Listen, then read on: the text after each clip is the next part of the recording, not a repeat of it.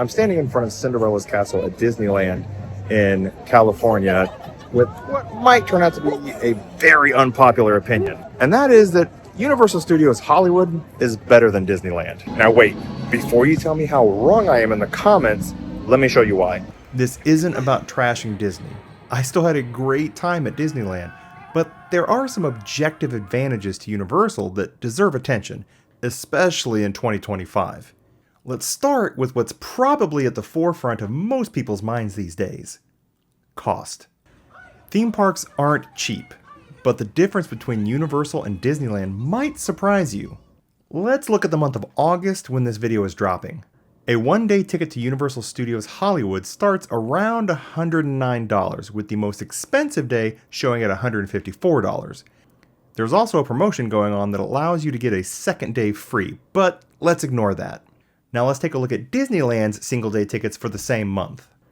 You can see that the cheapest day available is $104 and the most expensive is $206. But if we go with the same weekend as the most expensive for Universal, you have a ticket for $196. Point to Universal for cheaper tickets. But to be fair, Disneyland's lowest cost that month is $5 cheaper than the lowest cost for Universal. So point to Disney. However, the average ticket cost for that month is $131.50 versus $155. So another point for Universal. On average, Universal is cheaper than Disneyland by over $20 and by over $50 for that month comparing the most expensive days. That's another point for Universal. But the real difference comes when we look at what you actually need to enjoy the parks. At Universal, Express Pass to skip lines costs an extra $70 to $179 depending on the season. For our day in August, it's $155, whereas the Disneyland Lightning Lane Multipass is only $32. So point to Disney, right? Well, not really.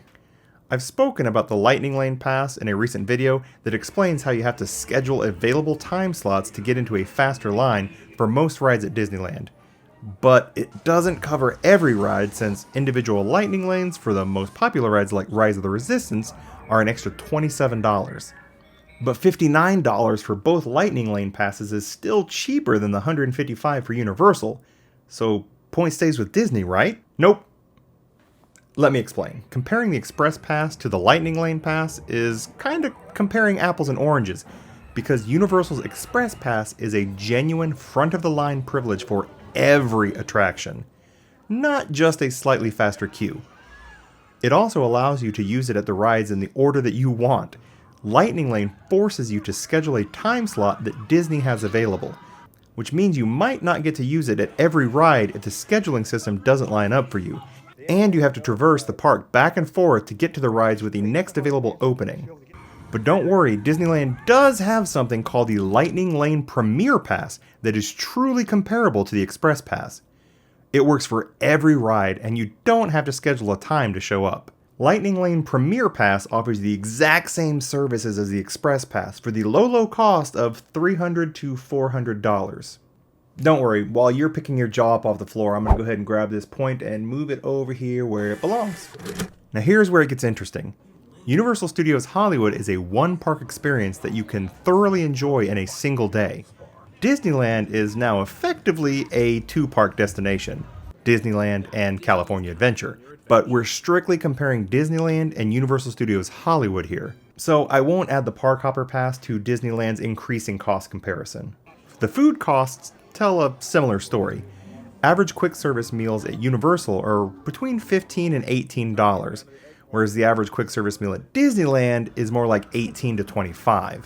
That's another point for Universal. And speaking of food, I'm not going to add any points here because this item is highly subjective, but personally, I think the food at Universal tastes better than Disney. That's not to say that I haven't enjoyed any food at Disneyland, because I absolutely have. But most of what I've had there was less than satisfying. It's not that great. This is okay, but it wasn't worth it. It's not bad. Not great. It's not bad. However, you can rarely beat a Disneyland churro. And I also enjoyed the jambalaya I got at Tiana's place. That's surprisingly good. The more I eat, the more I like it. At Universal, though, I enjoyed nearly everything I tried. Nearly. FanFest nights left much to be desired, and while I've had several things to say about Universal's Super Nintendo World in a previous video, the food was actually quite good. Now let's talk about something equally valuable, your time. How much of your vacation do you actually want to spend waiting in lines? Universal Studios Hollywood is significantly more efficient to experience completely. But I want to be objective, so it's worth calling out the ride disparity here. With 12 rides and entertainment attractions at Universal compared to Disneyland's 34, the next point clearly lands with Disney. But this includes all the rides for small children that most adults wouldn't be interested in on their own. So looking at just the rides catered to those old enough to drive, Disneyland's count is more like 20. But that's still more than Universal's, so the point stays with Disney. With this though, your time comes into play because you can realistically experience everything Universal has to offer in a single, well-planned day, especially with Express Pass. Disneyland, even with the lightning lanes, typically requires 2 full days to experience the majority of attractions. So Disney got the point for number of rides, but Universal gets the point for not requiring an extra day of spending and added cost to see everything. You can get the best of Disneyland done in a single day, but it requires being there from open to close and constantly being on the move. If you want to relax and fully enjoy the experience, Disney really requires 2 days. This vessel is under the authority of the First Order. Everyone off the ship now. Universal's layout is also more compact and logically designed. The park is built on 2 levels connected by escalators with attractions grouped by theme. Once you know the basic layout, navigation is straightforward. Disneyland's winding path and hub and spoke design, while charming, can mean covering significantly more ground to get between attractions. Let's talk crowds and lines. Both parks get busy, but Disneyland consistently ranks as more crowded throughout the year. Average wait times for popular attractions at Disneyland without Lightning Lane can exceed 90 minutes, while Universal's standard queues for comparable attractions typically max out around 60 minutes during peak season. So, another point for Universal. Now for the fun part, the actual rides and experiences. Disneyland absolutely excels at family-friendly attractions and nostalgic experiences. If you're traveling with young children or seeking that specific Disney magic, there's no substitute. However, Universal Studios Hollywood offers several objective advantages when it comes to attractions. First, the average thrill level is higher. If you enjoy more intense, immersive experiences, Universal delivers with attractions like Harry Potter and the Forbidden Journey, Jurassic World The Ride, and Revenge of the Mummy. And let's not forget the high expectations for the new Fast and Furious Hollywood Drift opening in 2026. So if you want family-friendly with no thrills, point Disney. But if you want a bit more grown-up fun, point Universal.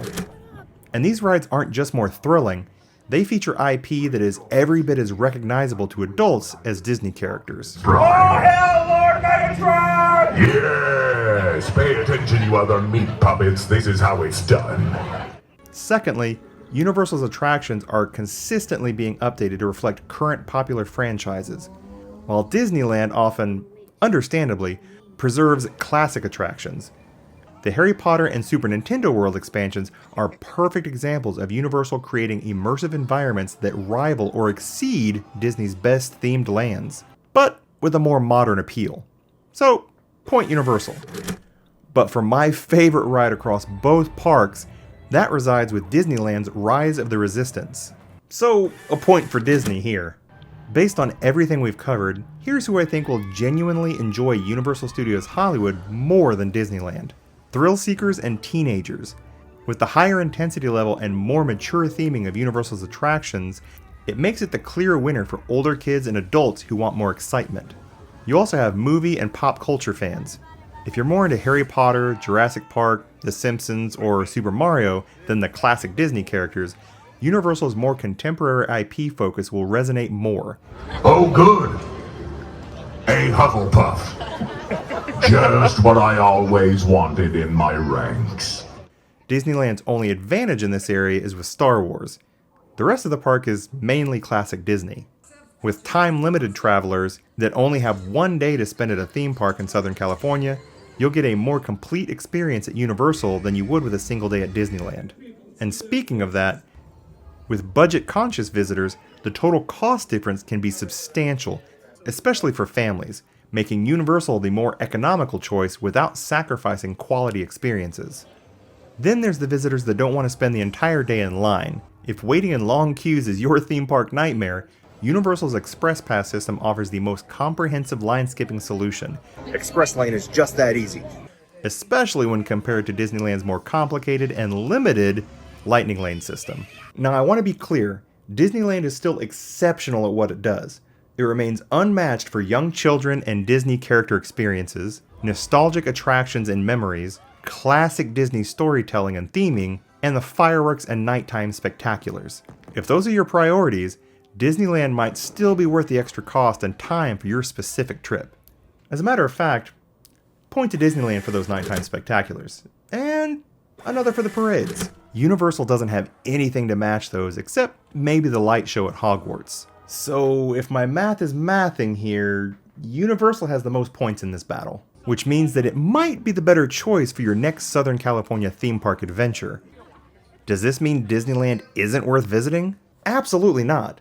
Both parks offer exceptional experiences, and the better choice ultimately depends on your specific priorities, interests, and travel style. And of course, whether you can stomach the cost, since either can end up being thousands of dollars when including other costs like souvenirs, hotels, and traveling costs. In a perfect world, you'd experience both. Perhaps Universal for one full day with Express Pass, and Disneyland for 2 days with Park Hopper and Lightning Lane. But that's not an option for everyone. So if you're making the tough choice between them, maybe this breakdown will help you make the best decision for your trip. So are you Team Universal or Team Disney? Drop a comment below letting us know about your experiences, and we'll catch you next time.